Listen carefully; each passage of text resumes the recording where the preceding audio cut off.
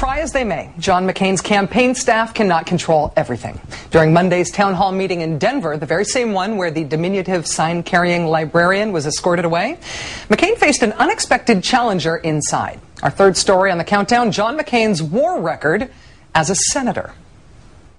I see a person with a funny hat on that says Vietnam veteran, so I'd love to recognize you first, sir.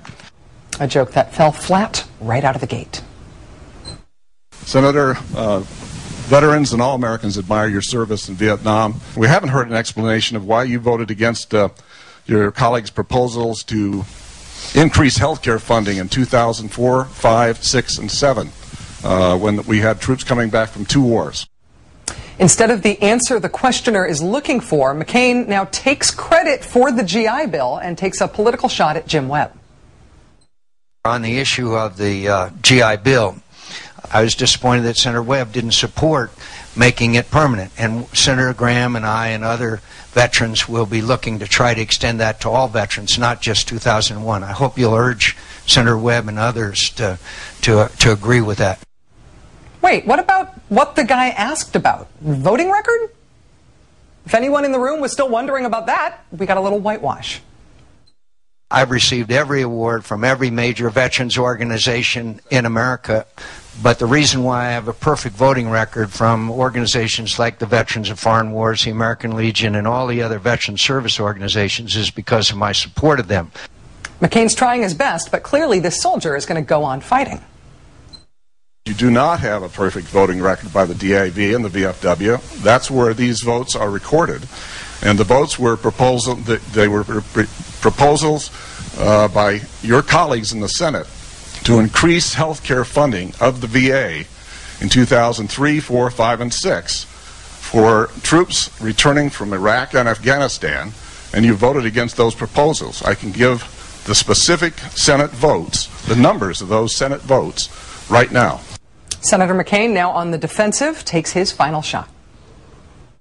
I thank you, and I'll be glad to examine what your version of my record is. But again, I've been endorsed in every election by all of the veterans organizations that do that. I've been supported by them, and I've received their highest awards from all of those organizations. So I guess they don't know something you know.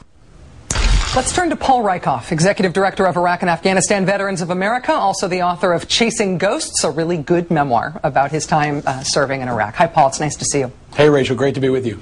Paul, first up, what's your reaction to just seeing that exchange, just seeing that tape? It was a more than spirited discussion. Are you surprised to see McCain's floppability, his sensitivity on this issue? I am, but I think he should be sensitive about it because his voting record is not very strong. Disabled American veterans gave him a 20% rating out of 100. Our organization, the IAVA, gave him a D rating in the last voting session. He does not have a perfect voting record from the VFW. He's consistently voted against increased funding at the VA, and he's been a major opponent of the new GI Bill. So he doesn't really have a strong record to stand on with regard to his veterans' positions. As you said, your group, Iraq and Afghanistan Veterans of America, on your legislative scorecard, you gave McCain a D. In contrast, you gave Obama a B+. The disabled American vets, as you said, they say that McCain voted with them just 20% of the time. Obama gets an 80. And the Vietnam Veterans of America, that got McCain down for 9 votes with them, 15 votes against them. Why does he keep claiming that all the veterans groups have given him their highest awards? Why is he kind of able to repeat this claim? I think it's because a lot of people don't dig down and really examine the votes. Veterans' votes are not sexy. Sitting on the Veterans Affairs Committee is not a very exciting spot to be in, but it's critically important to the 25 million veterans in America, and especially to the almost 2 million veterans who served in Iraq and Afghanistan.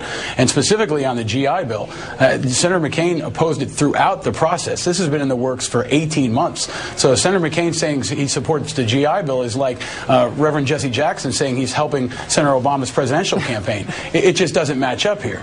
It seems to me that veterans themselves, veterans are the ones who have been willing to say there's a difference between McCain's own heroic service as a POW and him having good judgment as a politician about getting us in and out of wars. And there's a difference between McCain himself being a veteran and him doing right by veterans as a politician. Do you think, Paul, that veterans are less intimidated by the politics around military issues while other people tend to see it as a I guess walking on eggshells? They tend to treat the issue with too much sensitivity? Well, I do. I think veterans are a political jump ball. They're not beholden to any political party, Republican or Democrat. Senator Obama is going to have to work for their votes this year, and so is Senator McCain.